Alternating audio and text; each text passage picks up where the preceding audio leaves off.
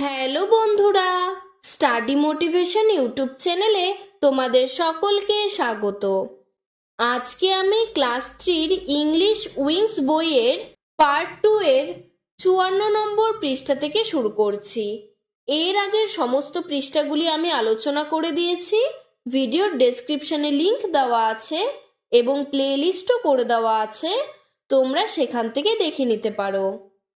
54 নম্বর পৃষ্ঠায় দেখো word truth দেওয়া আছে। সবার প্রথমে আমরা ওয়ার্ডগুলো পড়ব, তারপরে এর সিলেবিক ডিভিশন পড়ব, মানে আমরা কিভাবে ভেঙে ভেঙে এই শব্দটিকে উচ্চারণ করতে পারি। তারপরে এর বাক্য রচনা পড়ব এবং সবশেষে এর মিনিং বা সিনোনিম অর্থাৎ সমার্থক শব্দ পড়ব। প্রথম শব্দটি দেখো সামার। বাংলাতে দেখো নিচে তোমাদের উচ্চারণটি করে দেওয়া রয়েছে সামার। সামারকে ভেঙে ভেঙে উচ্চারণ করবে summer, summer. Sun shines brightly in summer. গ্রীষ্মকালে সূর্য উজ্জ্বলভাবে আলো দেয়। সামার কথার অর্থ হলো গরমকাল। এর সমার্থক শব্দ হলো এ হট সিজন। এরপরে শব্দটি দেখো সিড। সিড মানে বীজ। সিডকে তোমরা একসাথেই উচ্চারণ করে বলবে seed. Mango has a big seed. আমের একটি বড় বীজ আছে। সিডের সমার্থক শব্দ হলো কার্নেল। এরপরে দেখো প্লাম্প। প্লাম্প মানে পুরুষ্ট বা মোটা। প্লাম্পকে একসাথে উচ্চারণ করতে হবে plump. The pumpkin is plump. Pumpkin মানে কুমড়ো, কুমড়ো হয় মোটা।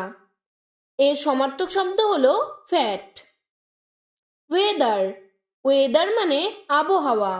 The weather is windy. ওয়েদারটি মানে আবহাওয়াটি ঝড়ো ছিল। এর সমার্থক শব্দ হলো ক্লাইমেট ফর শর্ট পিরিয়ড। তারপরে শব্দটি দেখো ফিল্ড। ফিল্ড মানে মাঠ। We play in the field. আমরা মাঠে খেলা করি। এর সমার্থক শব্দ হলো গ্রাসল্যান্ড মানে মাঠ। তারপরে হপ। হপ মানে লাফানো। Frogs hop from place to place. ব্যাঙেরা এক জায়গা থেকে আরেক জায়গায় লাফিয়ে লাফিয়ে যায়। এর সমার্থক শব্দ হলো জাম্প মানে লাফানো। তারপরে স্টপ। স্টপ মানে থামা। বাসের স্টপ অ্যাট রেড সিগন্যাল। বাসগুলি রেড সিগন্যালে দাঁড়িয়ে যায়। এর সমার্থক শব্দ হলো হাউল্ট। তারপরে সিং। সিং মানে গান করা। Bird Singh in the morning. পাখিরা সকালবেলা গান গায়। এর সমার্থক শব্দ হলো মিউজিক্যাল নোটস মানে গান করা। ক্যারি। ক্যারি মানে বহন করা। Ants carry food in their mouth. পিঁপড়েরা তাদের মুখে করে খাবার বহন করে নিয়ে যায়। এর সমার্থক শব্দ হলো বিয়ার মানে বহন করা। তারপরে চিপ। চিপ মানে কিচির মিচির করা। পাখিদের কিচির মিচির আওয়াজকে চিপ বলা হয়। Birds chirp noisily. পাখিরা কিচির মিচির আওয়াজ করছে। এর সমার্থক শব্দ হলো টুইটার। এরপরে 55 নম্বর পৃষ্ঠায় দেখো সবার উপরে লেখা রয়েছে থার্ড। থার্ড মানে তৃতীয় বা 3 নম্বর। Chintu is standing third in a line. Chintu লাইনের 3য় নম্বরে দাঁড়িয়ে রয়েছে। নাম্বার 3 ইন আ লাইন মানে তৃতীয় বা 3 নম্বর। তারপরে লাভলি। লাভলিকে তোমরা আলাদা আলাদাভাবে ভেঙে উচ্চারণ করবে লাভলি, লাভলি। লাভলি মানে সুন্দর। ঋতু হ্যাজ এ লাভলি ডল। ঋতুর কাছে একটি সুন্দর ডল মানে পুতুল আছে। এর সমার্থক শব্দ হলো বিউটিফুল মানে সুন্দর। তারপরে ব্ল্যাঙ্কেট। ব্ল্যাঙ্কেটকে তোমরা আলাদা আলাদাভাবে ভেঙে উচ্চারণ করবে ব্ল্যাঙ্কেট, ব্ল্যাঙ্কেট। ব্ল্যাঙ্কেট মানে কম্বল। Blanket is used in winter.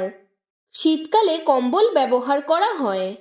এর সমার্থক শব্দ হলো কভারিং বা কুইল্ট মানে কম্বল।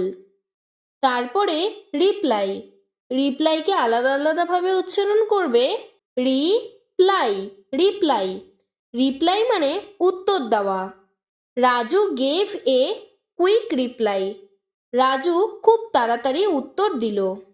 সে সামথিং ইন অ্যান্সার মানে তাড়াতাড়ি উত্তর দেওয়া। তারপরে বেগড, বেগড মানে ভিক্ষা করা। The beggar begged for food, ভিখারিটি খাবারের জন্য ভিক্ষা করছে।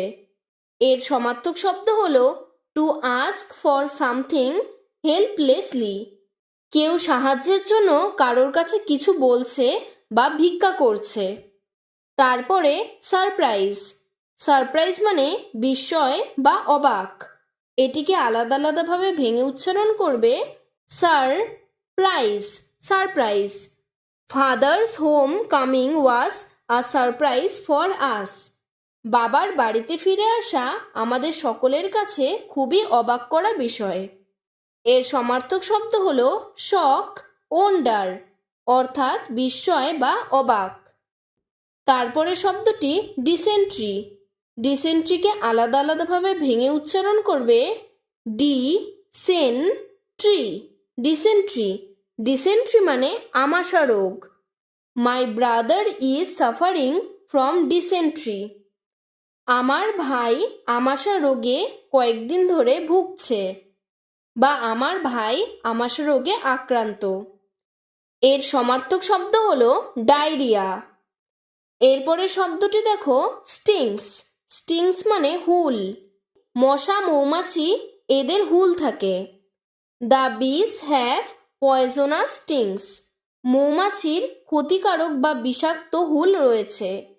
এর সমার্থক শব্দ হলো প্রিক। তারপরে শব্দটি হলো নেকটার, নেকটার মানে ফুলের মধু। নেকটারকে আলাদা আলাদাভাবে ভেঙে উচ্চারণ করবে নেকটার। বিস সাক নেকটার ফ্রম ফ্লাওয়ার্স, মৌমাছি ফুল থেকে মধু সংগ্রহ করে। এর সমার্থক শব্দ হলো লিকুইড কালেক্টেড বাই বিস টু মেক হানি, ফুলের থেকে মধু সংগ্রহ করা। তারপরে শব্দটি হলো ডিস্টেন্স, ডিস্টেন্স মানে দূরত্ব। আলাদা আলাদাভাবে ভেঙে উচ্চারণ করবে distance, distance. The boy is standing at a distance, বালকটি অনেক দূরত্বে দাঁড়িয়ে রয়েছে। এর সমার্থক শব্দ হলো স্পেস বিটুইন টু থিংস, দুটি জিনিসের মধ্যে অনেকটি ফাঁক বা দূরত্ব। এরপরে 56 পৃষ্ঠায় দেখো অ্যাক্টিভিটি 5-এ বলেছে পাস্ট ফর্মস অফ ডুইং ওয়ার্ডস, কাজ করা বোঝায় এমন শব্দের অতীত রূপ। ডুইং ওয়ার্ডস, ডুইং ওয়ার্ডস শব্দের অর্থ হলো কাজ করা বোঝায় এমন শব্দ। এখানে দেখো প্রথমে লেখা রয়েছে নাও মানে এখন, আর দেন মানে আগে।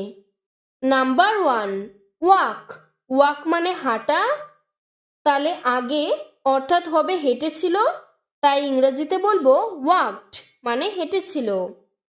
নাম্বার 2 আস্ক, আস্ক মানে জানা, আর আগে হয়ে যাবে আস্কড মানে জেনেছিল। নাম্বার 3 কন্টিনিউ, কন্টিনিউ মানে চালিয়ে যাওয়া বা একটানা করছে, আর এর পাস্ট ফর্ম হবে কন্টিনিউড মানে একটানা করছিল বা একটানা চালিয়ে গিয়েছিল। নাম্বার 4 কভার, কভার মানে ঢেকে রাখা, এর পাস্ট ফর্ম হবে কভার্ড মানে ঢেকে গিয়েছিল। নাম্বার 5 স্টোর, স্টোর মানে জমিয়ে রাখা, এর পাস্ট ফর্ম হবে স্টোরড মানে জমিয়ে রেখেছিল। নাম্বার 6 টার্ন, টার্ন মানে ফিরিয়ে নেওয়া, এর পাস্ট ফর্ম হবে টার্নড মানে ফিরিয়ে নিয়েছিল।